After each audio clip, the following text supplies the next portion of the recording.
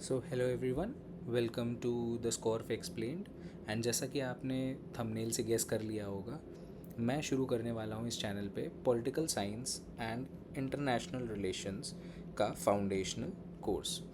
जी हाँ, मैं सारा का सारा यूपीएससी का पीएसआईआर ऑप्शनल का syllabus completely free of cost इस चैनल पे कवर करने जा रहा हूँ। आई डोंट नो कितनी वीडियोस इसमें लगेंगी, कितनी लेंथ होगी इन वीडियोस की, बट एक चीज़ की गारंटी है कि आपको क्वालिटी पे कोई कॉम्प्रोमाइज़ नहीं मिलेगा। चाहे वो लेक्चर में नोट बनाना हो, ठीक है, नोट मेकिंग करनी हो, चाहे आपको एक क्लैरिटी लेके आनी हो किसी फ़िलोसोफर किसी थिंकर के बारे में, मैं उन सारी चीज़ों पे पूरा फोकस करूँगा। आपका बस काम होगा कि इन वीडियोस को कम्प्लीटली सुनना, ठीक है, उनसे समझना और अपने नोट्स बनाना, ठीक है। ये वीडियोस का पर्पस ये होगा कि मैं जितनी ज़्यादा डेप्थ में हो सके ना आपका माइंड से डेवलप करूं, आपका एक ओपिनियन बिल्ड करूं, ताकि आप पॉलिटिकल साइंस में खुद से ही ओपिनियंस बनाने लगो। पॉलिटिकल साइंस कोई ऐसा सब्जेक्ट नहीं है कि सिर्फ इसमें थ्योरीज़ हैं। ये एक ऐसा सब्जेक्ट है जो आपको आपकी रैशनैलिटी को डेवलप करने में मदद करता है, आपको एक बेटर ह्यूमन बनाता है, ठीक है। इन लेक्चर्स के थ्रू मेरा प्राइमरी टारगेट तो ऑप्शनल सिलेबस कवर करना होगा, बट साथ ही साथ आपका एक ओपिनियन फॉर्म करना भी होगा, ताकि आप अपनी लाइफ में इन थिंकर्स के थॉट प्रोसेस, इनके फ़िलोसफिकल कंटेक्स्ट को समझ करके अपनी लाइफ को भी इम्प्रूव कर सकें, ठीक है। ये वीडियो लेक्चर्स जो हैं कम्प्लीटली फ्री ऑफ कॉस्ट रहने वाले हैं, धीरे धीरे करके आते रहेंगे। मुझे बस आपका सपोर्ट चाहिए रहेगा, आप लाइक और शेयर करते रहिएगा इन वीडियोस को, तो मुझे भी और मोटिवेशन मिलेगा, क्योंकि काफ़ी मेहनत जाती है इनकी वीडियोस को रिकॉर्ड करने में, ठीक है। तो आई होप आपको आगे अच्छा लगेगा। तो चलिए शुरू करते हैं पहले टॉपिक से, जो कि है हमारा पॉलिटिकल साइंस। तो सिंस हमारा सब्जेक्ट का नाम ही पॉलिटिकल साइंस है, ठीक है, जिसको हम पॉल साइंस बोलते हैं कई बार शॉर्ट फॉर्म में, तो उसको समझते हैं। तो ये वर्ड पॉलिटिकल का मतलब क्या है, ठीक है। पॉलिटिकल वर्ड जो है वो ग्रीक वर्ड है, which is derive from the word police, ठीक है। एक पोलिस एक ग्रीक वर्ड था जहाँ से पॉलिटिकल इमर्ज हुआ, ठीक है। इसका मतलब होता है सिटी स्टेट। अब सिटी स्टेट क्या होता है? आपने सिटी सुना होगा, आपने स्टेट सुना होगा, ये सिटी स्टेट क्या होता है? तो सिटी स्टेट का मतलब होता है कि एक ऐसा जोग्राफिकल सोवरेन स्टेट जो कि सेल्फ गवर्निंग हो, ठीक है। इसको किसी एक्सटर्नल सपोर्ट की ज़रूरत ना हो, इसमें हर वो चीज़ हो जो कि सस्टेनेंस के लिए ज़रूरी है। जो सिटीजन्स एक रीजन में रह रहे हैं और उनके पास खाना भी है, ठीक है, उनके पास शेल्टर भी है और उनके पास कम्युनिटी भी है जिसमें वो रह सकें, ठीक है। अगर ये सारी चीज़ें हैं तो वो एक सिटी स्टेट कहलाएगा, ओके। अब इससे पॉलिटी कैसे रिलेटेड है, पॉलिटिक्स कैसे रिलेटेड है, पोलिस कैसे रिलेटेड है, ठीक है, चलिए इसको समझते हैं, ठीक है। तो जो ये ग्रीक वर्ड पोलिस है, इसका मतलब होता है सिटी स्टेट। अब पॉलिटिकल वो शब्द, पॉलिटिकल का मीनिंग ये है कि हर वो चीज़ जो कि सिटी स्टेट से रिलेटेड हो वो पॉलिटिकल कहलाएगी। जैसे आज के टाइम में हम कहते हैं, हमने जो पॉलिटिकल वर्ड है ना, उसका जो मीनिंग है वो बहुत लिमिटेड कर दिया है। हमने सिर्फ और सिर्फ उसको पॉलिटिक्स तक सीमित करके रख दिया है कि जो इलेक्शंस हो रहे हैं, कौन सी पार्टी जीत रही है, कौन सी पार्टी हार रही है, बस इन तक ही सीमित करके रख दिया है। बट जो एक्चुअल पॉलिटिकल का मीनिंग है ना, वो इन सबसे काफ़ी बड़ा है, जो पॉलिटिकल साइंस में हम पढ़ते हैं, ठीक है। आगे हम और एक्सप्लेन करेंगे कि क्या क्या चीज़ें इसके अंदर आती हैं, बट अभी के लिए आप समझो, हर वो चीज़ जो सिटी स्टेट के एम्बिट में आती है वो पॉलिटिकल है। सिटी स्टेट क्या है? एक ऐसा जोग्राफिकल रीजन जो कि सेल्फ गवर्निंग हो, उसमें पॉलिटी भी हो, उसमें इकोनॉमी भी हो, उसमें सोसाइटी भी हो, सारी चीज़ें हों, ठीक है। इसी पे एरिस्टोटल का एक कोट आता है कि एक स्टेट जो होता है ना, वो इमर्ज तो करता है सिर्फ और सिर्फ अपनी बेसिक नीड्स ऑफ लाइफ को फुलफ़िल करने के लिए, बट उसका जो कंटिन्यूअस एग्जिस्टेंस होता है ना, कि वो आगे कंटिन्यू करेगा या नहीं करेगा, वो एक अच्छी लाइफ को प्रोवाइड करने के लिए होता है। तो यहाँ पे एरिस्टोटल जो है अपनी बुक पॉलिटिक्स में स्टेट को सपोर्ट करने के लिए ये स्टेटमेंट देते हैं कि स्टेट का काम जो इमरजेंस था वो तो सिर्फ नीड्स को पूरा फुलफ़िल करने के लिए था। कैसी नीड्स? प्रोजनी, कि भाई एक रीजन हो जहाँ पे सिमिलर लाइक टाइप के लोग हों, सिमिलर एथनिसिटी के बेसिकली, और वो लोग आपस में अपनी लीनिएज को बढ़ा सकें, ठीक है। पहला तो काम ये हो गया। फिर फूड कि साथ में रहेंगे, सेफ्टी कि भाई साथ में रहेंगे तो कोई बाहर से अटैक होगा तो वो भी प्रोटेक्ट कर पाएंगे। तो ये सब बेसिक नीड्स हैं जो कि स्टेट पूरी करता है, इसलिए उसका इमरजेंस हुआ, ठीक है। लेकिन जो उसका जब ये फुलफ़िल कर दिया तो स्टेट एबॉलिश क्यों नहीं हुआ? बिकॉज उसको एक अच्छी लाइफ प्रमोट करने के का टूल बना दिया गया। अब ये अच्छी लाइफ कैसे प्रमोट होती है? थ्रू पॉलिटिक्स, ठीक है। तो अब समझते हैं कि सिटी स्टेट में क्या कंपोनेंट्स होते हैं, ठीक है। सबसे पहले तो होता है आपका एक्रोपोलिस, ठीक है। एक्रोपोलिस क्या होता है कि एक ऐसा सिटाडल जहाँ पर रिलीजियस और मिलिट्री फंक्शंस होते हों, ठीक है। आपको मैं समझाता हूँ। मान लीजिए ये एक सिटी है, ठीक है। इस सिटी में दो रीजन्स होते हैं, ठीक है। एक होता है सिटाडल जिसको एक्रोपोलिस जो कि एक्रोपोलिस का पार्ट होता है, और दूसरा होता है अगोरा, ठीक है। अगोरा जो रीजन होता है वो वहाँ पे आपका इकोनॉमिक मार्केट प्लेस होता है और पॉलिटिकल असेंबली होती है। आप ऐसे समझिए कि जो एगोरा है ना, वहाँ पे नॉर्मल सिटीजन्स रहते हैं, ठीक है, जो हम जैसे लोग, आम जनता रहती है पहले के टाइम में। और जो एक्रोपोलिस है ना, यहाँ पे गवर्नेंस के काम होते हैं, जो बड़े लोग हैं, ठीक है, एलीट्स हो गए, ये सब लोग यहाँ रहते हैं, इसमें रहते हैं सिटाडल, ठीक है। तो यहाँ पे कोई रिलीजियस काम होना है या मिलिट्री सेटअप है, ये सारी चीज़ें जो हैं आम शहर में नहीं होती हैं, ठीक है। मतलब कॉमन मार्केट प्लेस में आप एक मिलिट्री कैंप नहीं लगाओगे ना, तो वही लॉजिक है। तो एक्रोपोलिस ये था, एगोरा ये था। और थर्ड थिंग वाज, जो तीसरी चीज़ थी वो आपकी थी चोरा। तो चोरा क्या था कि इसी के अराउंड जो है एक रीजन था, जो मेन सिटी रहती थी उसके अराउंड एक रीजन रहता था, ये वाला, ठीक है, जहाँ से रॉ मटेरियल सप्लाई होता था। मैंने देखा ना, ये एक मार्केट प्लेस है, तो इस मार्केट प्लेस में सामान आ कहाँ से रहा है? तो इसके अराउंड जो रीजन है जहाँ पे फार्मिंग हो रही है। तो आज के टाइम के जैसे हम सिटी देखते हैं ना इंडिया में या कहीं भी वर्ल्ड में, जहाँ पे एक सिटी है मेट्रोपॉलिटन, इसके अराउंड जो है कम पॉपुलेशन में विलेजेस होते हैं। तो आप विलेजेस को, आज के टाइम के विलेजेस को उन समय के चोरा से कंपेयर कर सकते हो, ठीक है। तो ये सेटअप होता था एक सिटी स्टेट का, ठीक है। एक मिनट, मैं इन सब कुछ चीज़ों को रब कर लेता हूँ ताकि थोड़ा सा नीट हो जाए। हाँ, तो हमने इतना समझ लिया कि सिटी स्टेट क्यों आया, सिटी स्टेट जो है उसके क्या फ़ीचर्स होते हैं।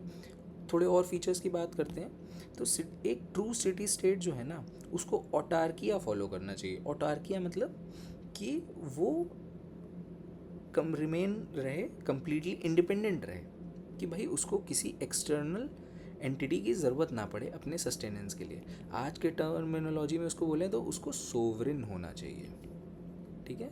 जो रूलर है उसके कोई और ना कंट्रोल कर रहा हो, उसके रिसोर्सेज जो हैं वो सेल्फ सफिशिएंट हो, ठीक है, बाहर से ना मंगाना पड़े, ना एक्सपोर्ट ना इंपोर्ट करना पड़े, ठीक है। तो ये एक बहुत इम्पॉर्टेंट फ़ीचर है किसी भी सिटी स्टेट का। एक और जो फ़ीचर सिटी स्टेट का नहीं बल्कि सिटी स्टेट के सिटीजन्स का होता था कि वो ना अपने सिटी स्टेट के लिए ज़्यादा लॉयल होते थे एज़ कम्पेयर टू अपने एथनिक रीजन को। देखिए, जैसे मैं बताता हूँ आपको कि ये एक रीजन है जिसको हम बोलते हैं ग्रीस, ठीक है। ग्रीस तो आप जानते हो बहुत बड़ा रीजन है, कहाँ से कहाँ तक फैला हुआ था। बट इसमें कई सारे ना छोटे छोटे सिटी स्टेट्स एग्जिस्ट करते हैं, ठीक है, जिसमें से एक होगा एथेंस, एक होगा स्पार्टा, ठीक है, और भी बहुत सारे होंगे, ठीक है। एथिका, जो कि आपने अभी ओडेसी मूवी में देखा होगा। तो ये ऐसे करके काफ़ी सारे सिटी स्टेट रहते हैं। तो जो यहाँ के लोग होते हैं ना, इनकी लॉयल्टी ग्रीस की नहीं होती है कि ये हमेशा बोलें कि हम ग्रीक हैं, नहीं। ये हमेशा बोलते थे कि हम स्पार्टन्स हैं, हम ट्रोजन्स हैं, ठीक है, हम एथेनियन हैं। तो इनकी जो लॉ को लेकर के जो लॉयल्टी होती थी ना, वो इससे होती थी, ना कि अपने एथनिक ओरिजिन से, ठीक है। तो ये एक बहुत बड़ा फीचर होता था सिटी स्टेट का। तो आज के टाइम में हम क्या कहते हैं, जैसे इंडिया है तो हम कहते हैं कि हम इंडियंस हैं, ठीक है। बट अगर हम कहने लगे हम महाराष्ट्रियन हैं, ठीक है, अगर हम महाराष्ट्र को ज़्यादा लॉयल्टी देने लगे इंडिया से, तो हम एक सिटी स्टेट के फीचर को फॉलो कर रहे हैं, ओके। ये चीज़ है। आई होप आपको इतना समझ में आ गया होगा। तो हमने समझ लिया मीनिंग वर्ड पॉलिटिकल का। ओके, अब समझते हैं कि साइंस का क्या मतलब होता है। देखिए, साइंस का तो बहुत बेसिक मतलब होता है कि एक ऐसी नॉलेज जो कि एम्पिरिकल मेथड से डिराइव्ड हो, जो कि हमने कोई ऑब्जर्वेशन करी, ठीक है, हमने कुछ डेटा निकाला, ठीक है, कि यार 10 लोग को हमने सर्वे किया, ठीक है, तो उससे जो भी नॉलेज हमने इन्फर करी तो वो फैक्ट बेस्ड होगी, है कि नहीं। तो उसी को हम साइंस बोलते हैं। Anything that is backed by empirical methods is called science. तो अब भाई पॉलिटिकल साइंस क्या होता है? नाम से ही समझ में आ जाना चाहिए। ऐसी चीज़ें, ऐसी सिटी स्टेट की चीज़ें जो कि हम फैक्ट बेस्ड एनालाइज कर रहे हो।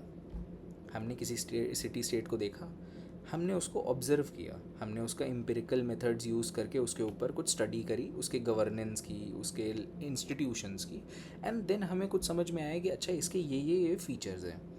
तो ये जो स्टडी है ना, इसी को पॉलिटिकल साइंस बोला गया। Okay, the systematic study of governance of a state by application of empirical and generally scientific methods of analysis. समझ में आ गया? तो जो पॉलिटिकल साइंस है ना, उसका एम्बिट सिर्फ और सिर्फ ये जानना नहीं है कि अच्छा इंडिया में इस आर्टिकल में ये लिखा हुआ है। इसका पॉलिटिकल साइंस का जो एम्बिट है ना, वो इससे बहुत ज़्यादा है। ये जानना कि आर्टिकल 139 में क्यों लिखा है। हमने इंडिया में डीपीएसपी हैं, directive policies of directives of state policy, ठीक है, लेकिन ये क्यों एग्जिस्ट करते हैं, इनको इन पे सवाल करना पॉलिटिकल साइंस का एम्बिट आता है। ओके, फंडामेंटल राइट्स एग्जिस्ट करते हैं अगर इंडिया में, तो क्यों एग्जिस्ट करते हैं। फिर anything that comes under the ambit of state also comes under the ambit of political science. यही मैंने आपको भी बताया। Political science is one of the oldest disciplines and therefore political science contains the wisdom of ages. ठीक है, since हम Greek mythology की बात कर रहे हैं कि वहाँ पे एथेंस होते थे, स्पार्टा होते थे, वो तो अभी भी हैं, बट जो एरिस्टोटल और प्लेटो हैं, जो कि माने जाते हैं, जैसे कि यहाँ लिखा है कि Aristotle is known as the father of political science, तो ये बहुत पुरानी बात है।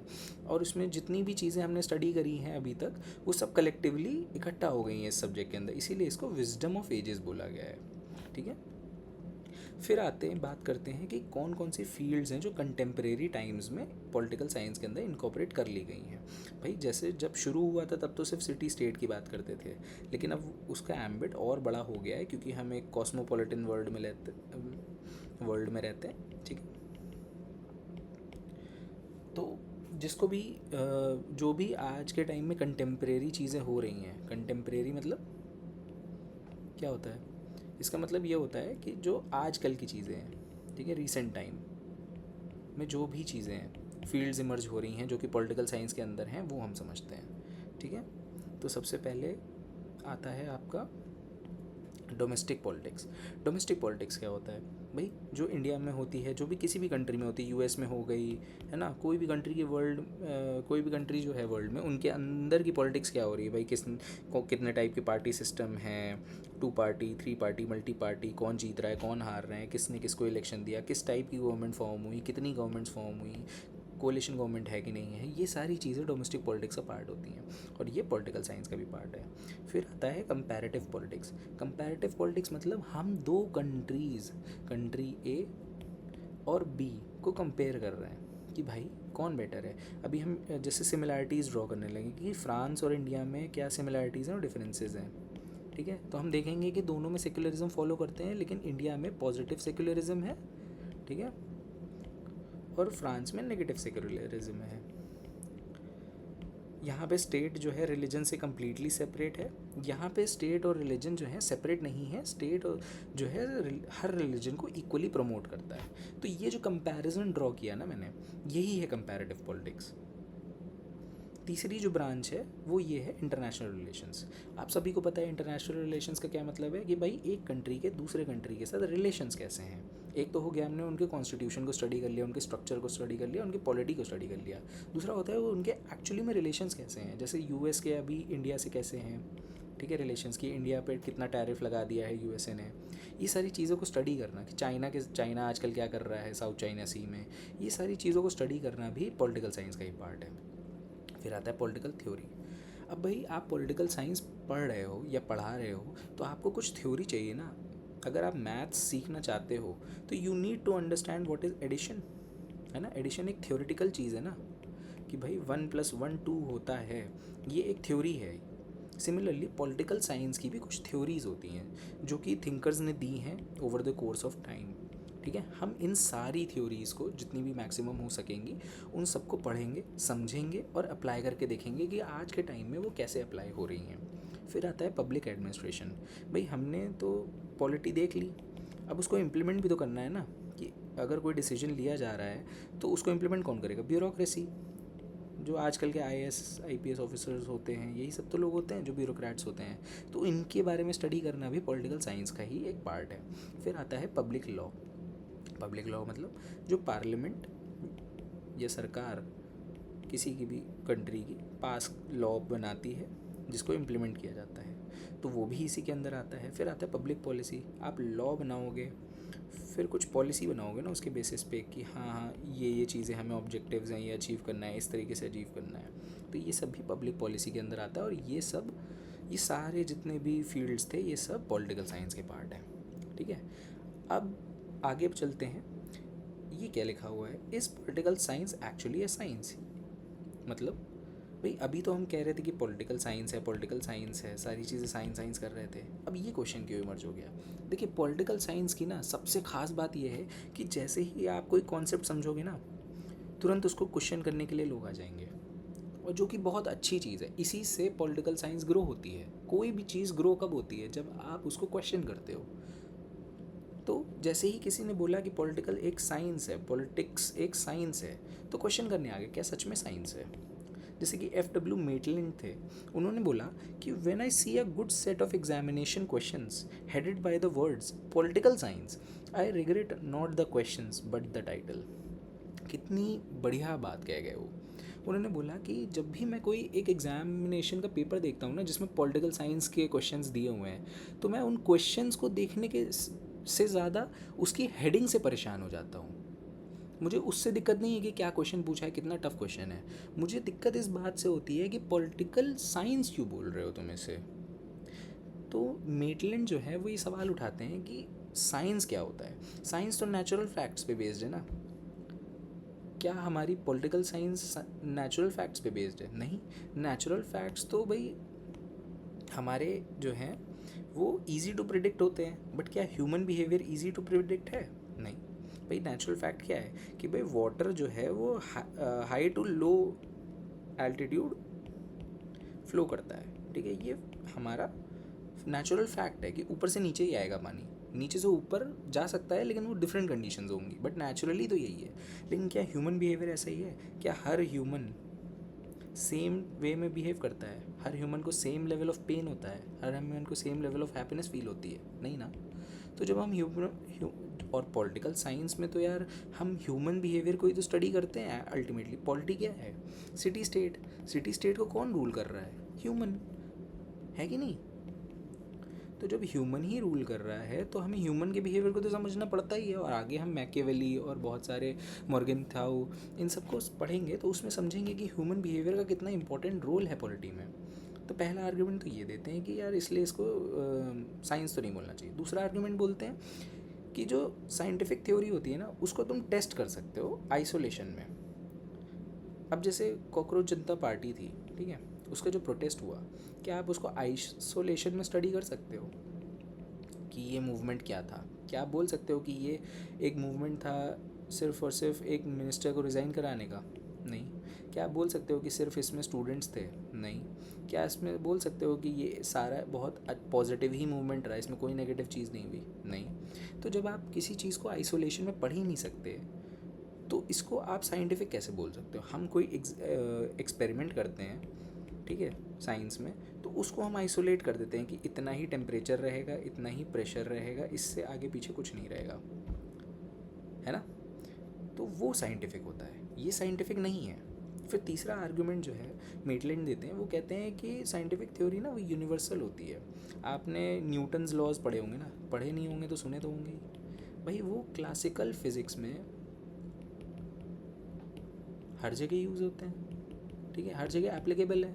आप कहीं भी लगा लो क्लासिकल फिज़िक्स में, वो फेल नहीं कर सकते, ठीक है, वो यूनिवर्सल है। लेकिन पॉलिटिकल साइंस के जो भी कॉन्सेप्ट्स हैं ना, वो हर जगह पॉसिबल नहीं है उनको लगाना कि तुम उसी तरीके से लगा सको। कहीं पे लिबरलिज्म एग्जिस्ट कर रहा है, कहीं पे सोशलिज्म एग्जिस्ट कर रहा है, ठीक है, कहीं पे मिक्स्ड एग्जिस्ट कर रहा है, दोनों का मिक्स्ड इकोनॉमी है, ठीक है। तो इसलिए भी ये यूनिवर्सल नहीं है, इसलिए भी इनको साइंस नहीं बोलना चाहिए। फिर क्या बात बोली मेटलैंड ने बोला कि साइंटिफिक थ्योरी जो है ना वो फैक्ट्स एंड ऑब्जेक्टिविटी पे डील करती है, बट पॉलिटिकल थ्योरी ना नॉर्मेटिव वैल्यूज़ पे डील करती है। भाई साइंस में ना कभी आप ये नहीं बोलोगे कि हाँ टेम्परेचर जो है ना वो ठीक ठीक लग रहा है, आप ये बोलोगे temperature is 70 degree Celsius, fact है ये, ठीक है। 70 डिग्री सेल्सियस है तो वो अर्थ पे कहीं पे भी होगा तो 70 डिग्री है तो 70 डिग्री ही बोला जाएगा। लेकिन पॉलिटिकल थ्योरीज ना वो थोड़ी सी वैल्यू बेस्ड होती है। नॉर्मेटिव मतलब वैल्यू बेस्ड, जो हम मॉरल साइंस में पढ़ते हैं कि इंसान को जस्ट होना चाहिए, जस्टिफाइड होना चाहिए, जस्टिस लविंग होना चाहिए। अब आपसे मैं पूछ लूँ कि जस्टिस क्या है, ठीक है, आपके लिए जस्टिस क्या है, तो हर जितने भी लोग इस वीडियो को देखेंगे ना, हर किसी के लिए जस्टिस का मीनिंग डिफरेंट ही होगा। किसी के लिए जो थोड़े से मार्जिनलाइज सेक्शन के लोग हैं, जो वनरेबल सेक्शन है, उनके अपलिफ्टमेंट जस्टिस होगा। किसी के लिए इक्वल मेरिट पे रहना जस्टिस होगा, किसी के लिए इक्वल आउटकम जो है वो जस्टिस होगा। लेकिन साइंस में ऐसा नहीं होता है। साइंस में टेम्परेचर जो है 70 डिग्री है तो 70 डिग्री ही रहेगा हर किसी के लिए। तो जब इतनी सब्जेक्टिविटी है तो उसको तुम साइंटिफिक कैसे बोल सकते हो? बात सही है कि नहीं? तो उन्होंने कहा इसीलिए इसको आर्ट्स में इंक्लूड करना चाहिए। फिर भाई इस चीज़ का अंदाज़ा जो है एरिस्टोटल का था। भाई वो फादर ऑफ पॉलिटिकल साइंस है ना, उन्होंने तो बोला ही कि ये मास्टर साइंस है।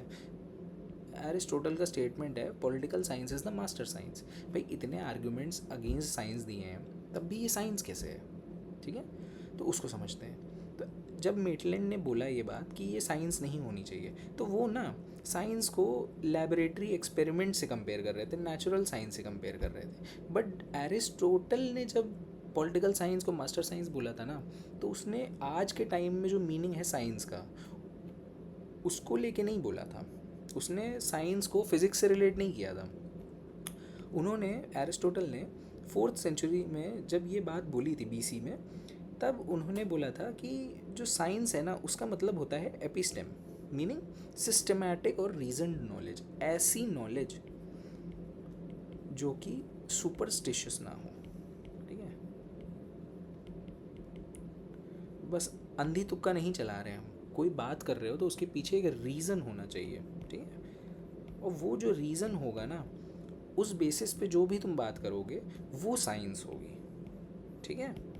तो उनके कहने का मतलब ही कुछ और था। और मेटलैंड ने जो डेफिनेशन ली साइंस की वो कम्प्लीटली डिफरेंट थी, ठीक है। एरिस्टोटल ने 158 कॉन्स्टिट्यूशंस को कंपेयर किया था, तब उसने अपनी बुक पॉलिटिक्स लिखी थी। तो ये वही रीज़न है, ठीक है। रीज़न इन द सेंस कि आर्ग्यूमेंट, कि भाई मैंने 158 कॉन्स्टिट्यूशन पढ़ने के बाद एक बात बोली है, that is science for me. That's why he said political science is the master science, ठीक है। एरिस्टोटल को ये बात पता थी कि जो साइंस है ना उसको गलत वे में समझा जाएगा, उसके मीनिंग को गलत वे में समझा जाएगा, इसीलिए उन्होंने ये बात बोली, it is the mark of an educated mind to rest satisfied with the degree of precision with which the nature of the subject admits and not seek exactness where only an approximation of the truth is possible। वो यही कह रहे हैं कि भाई जहाँ पे एक approximation of truth है, ठीक है, वहाँ पे हमें एग्जैक्टनेस नहीं ढूंढनी चाहिए। वो खुद ही ये चीज़ एग्जिस्ट वो कर रहे हैं, एक्सेप्ट कर रहे हैं कि एक एजुकेटेड माइंड जो है ना वो ये समझता है कि कहाँ पे प्रिसीजन की ज़रूरत है और कहाँ पे एग्जैक्टनेस की ज़रूरत नहीं है। इस बुक में उन्होंने ये बात कही थी, ठीक है। तो ये जो डिबेट है कि ये पॉलिटिकल साइंस है कि नहीं है, इसको सेटल करते हैं एरिस्टोटल खुद ही, कि भाई डेफिनेशन ही गलत है जो इस पर तुम लोग क्रिटिसाइज़ कर रहे हो साइंस को, ठीक है। अब बात करते हैं स्कोप ऑफ पॉलिटिकल साइंस की। अभी तक हम बात कर रहे थे कि हर वो चीज़ जो सिटी स्टेट के एम्बिट में आती है वो पॉलिटिकल साइंस के अंदर आती है। तो पॉलिटिकल साइंस के अंदर क्या आया चीज़ें, उसको समझाने के लिए गार्नर एक लाइन बोलते हैं, वो कहते हैं political science begins and ends with the state. भाई हर वो चीज़ जो कि स्टेट से शुरू हो और स्टेट पे ख़त्म हो, वो सब पॉलिटिकल साइंस के अंदर आएगी, ठीक है। चाहे उसका हिस्ट्री हो, चाहे उसके करंट इंस्टीट्यूशन हो, या उसके आइडियल्स या गोल्स हो, कोई भी चीज़ हो, वो सारी चीज़ें इसके पॉलिटिकल साइंस के एम्बिट के अंदर आएगी। अब भाई हम ये तो कह रहे हैं कि भाई सिटी स्टेट के अंदर जो भी चीज़ें आएंगी वो पॉलिटिकल साइंस का पार्ट होंगी। भाई क्या चीज़ें सिटी स्टेट के अंदर आएंगी, क्या है सिटी स्टेट का परव्यू, तो उसको समझते हैं। उसको समझने के लिए भाई हमें दो अप्रोचेस समझनी होंगी। पहली तो है कन्वेंशनल अप्रोच, जिसको हम ट्रेडिशनल अप्रोच भी कहते हैं। ये एरिस्टोटल साहब ने दी थी, ठीक है। एरिस्टोटल साहब ने बोला कि जो ह्यूमन लाइफ है ना, जो हमारी सोसाइटी है, जो हम जी रहे हैं, आप खुद भी रिलेट करना है इस बात से, उसको ना दो भागों में उन्होंने बांट दिया। एक था पोलिस और एक था ओइकोस। पोलिस जो था वो पर्सनल स्फीयर था, representing any activity related to interpersonal relations, ठीक है। मतलब हर वो चीज़ जो आप अपने घर में कर रहे हो, जो कि अब आप से रिलेटेड है, किसी और से रिलेटेड नहीं है, ठीक है। जैसे आप शादी कर रहे हो, क्या उसका कोई काम है स्टेट से? आपके कितने बच्चे हैं, आप क्या खा रहे हो, ये सारी चीज़ें जो हैं ये पर्सनल स्फीयर का पार्ट है। आपका क्या रिलीजन है, ठीक है, इससे स्टेट को कोई मतलब नहीं। तो एरिस्टोटल ने बोला कि ये सारी चीज़ें जो है ना, मैं सेपरेट कर दे रहा हूँ। और उन्होंने जो दूसरा स्फीयर बनाया वो बनाया पॉलिटिकल पब्लिक स्फीयर, जिसको उन्होंने पॉलिटिकल स्फीयर से रिलेट किया। उन्होंने कहा हर वो काम जो तुम स्टेट से रिलेटेड करोगे, स्टेट से रिलेटेड काम मतलब डिस्कशंस कि किसका इलेक्शन होना है, कौन राजा बनेगा, कौन नोबल्स बनेंगे, ठीक है, किसके पास पावर रहेगी, इलेक्शन कौन करेगा, ठीक है, कौन पार्टिसिपेट करेगा, वोट कौन कर सकता है, ये सारी चीज़ें कैसी हैं, पॉलिटिकल चीज़ें हैं ना। तो उन्होंने कहा कि ये जो चीज़ें हैं ना, ये सब पब्लिक स्फीयर का पार्ट है। तो उन्होंने बाइफर्केशन कर दिया दो पार्ट्स में, ठीक है, एक पब्लिक एक पर्सनल। पर्सनल में कौन सी चीज़ें आ गई, जो रोज़मर्रा की चीज़ें जो हम अपने पर्सनल लेवल पे फॉलो करते हैं। पब्लिक में कौन सी आ गई, जो बाहर निकल करके हम आपस में लोगों से बातें करते हैं, किसको चुनाव करना है, जो कम्युनिटी लेवल पे अफेक्ट करती हैं चीज़ों को, ठीक है। तो उन्होंने कहा कि एक बाउंड्री एग्जिस्ट करती है इन दोनों के बीच में। और एरिस्टोटल ने जो कंटेम्प्रेरी अप्रोच दी ना कि परव्यू ऑफ स्टेट क्या है, उसमें उन्होंने कहा कि जितनी भी चीज़ें इस पर्सनल स्फीयर में आती हैं ना, वो स्टेट के एम्बिट से बाहर है, ठीक है। स्टेट का कोई काम नहीं है आपकी शादी में, ना आपकी फैमिली में, ना आपकी वाइफ में, ना आपके रिलीजन में। हर वो सारी चीज़ें बाहर हैं। पर्सनल स्फीयर जो है वो स्टेट का एम्बिट नहीं रहेगा। स्टेट का एम्बिट बस वो रहेगा जो पब्लिक स्फीयर का पार्ट होगा, ठीक है। Anything in the personal sphere will not be the concern of the state, that is political science. तो हमने पॉलिटिकल साइंस का परव्यू का पढ़ा कि भाई अगर आप ट्रेडिशनल अप्रोच लोगे तो पॉलिटिकल साइंस के अंदर आपकी पर्सनल हैबिट्स नहीं इंक्लूड होंगी, ठीक है। अब आते हैं दूसरी अप्रोच पे, जिसको कहा गया कंटेम्प्रेरी मॉडर्न अप्रोच। दूसरे कलर ले लेता हूँ मैं, कंटेम्प्रेरी और मॉडर्न अप्रोच। ये जो है बहुत टाइम बाद कैरोल हानिश करके एक थिंकर थी, उन्होंने दिया था, जो कि एक रेडिकल फेमिनिस्ट थी। परेशान ना हुई, फेमिनिज़म आपके में एक पूरा टॉपिक है, ठीक है, जिस पे काफ़ी वीडियोज़ आएंगी, तो उसमें आपको पूरा समझाऊंगा मैं कि कैसे क्या फेमिनिस्ट मूवमेंट बढ़ा था। तो उसी में से एक जो थिंकर थी वो थी कैरोल हानिश। उन्होंने डायरेक्टली एरिस्टोटल को क्रिटिसाइज़ किया और बोला द पर्सनल इज़ पॉलिटिकल। अब इसका क्या मतलब है भाई? उन्होंने कहा कि जो ये एरिस्टोटल ने सेपरेशन किया हुआ है ना पर्सनल और पॉलिटिकल का, ये एकदम गलत है। आज के टाइम में जो भी चीज़ें पर्सनल लेवल पे हो रही हैं, प्राइवेट स्फीयर में हो रही हैं, उनमें विमेन जो हैं बहुत ज़्यादा अफेक्टेड हैं, ठीक है। विमेन के साथ डोमेस्टिक वायलेंस हो रहा है, अनपेड हाउस होल्ड वर्क हो रहा है, इमोशनल लेबर हो रहा है, ठीक है, रिप्रोडक्टिव चॉइसेस उनकी क्वेश्चन करी जा रही हैं। ये सारी चीज़ें जो हैं वो प्राइवेट मैटर नहीं है कि सिर्फ दो पति पत्नी का मैटर हो या सिर्फ एक फैमिली मैटर हो, नहीं।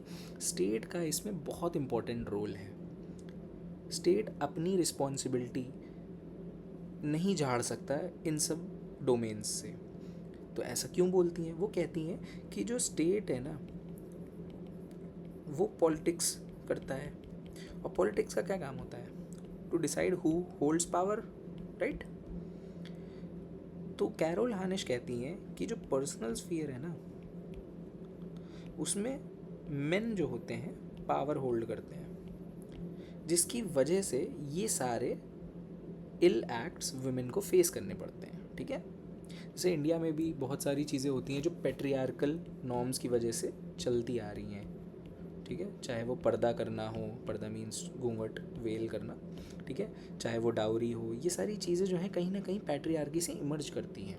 तो कैरोल हानिश का ये कहना है कि ये सारी चीज़ें जो हैं पावर ड्रिवन है, पावर की वजह से हैं, हायरार्की की वजह से हैं। तो जब पॉलिटिक्स का काम ही, पॉलिटिकल साइंस का काम ही आपका पावर का सेंटर खोजना है कि किसके पास पावर रहेगी, तो पर्सनल स्फीयर में जो पावर में होल्ड कर रहा है उसको अकाउंटेबल करना किसकी रिस्पॉन्सिबिलिटी है? स्टेट की ही है।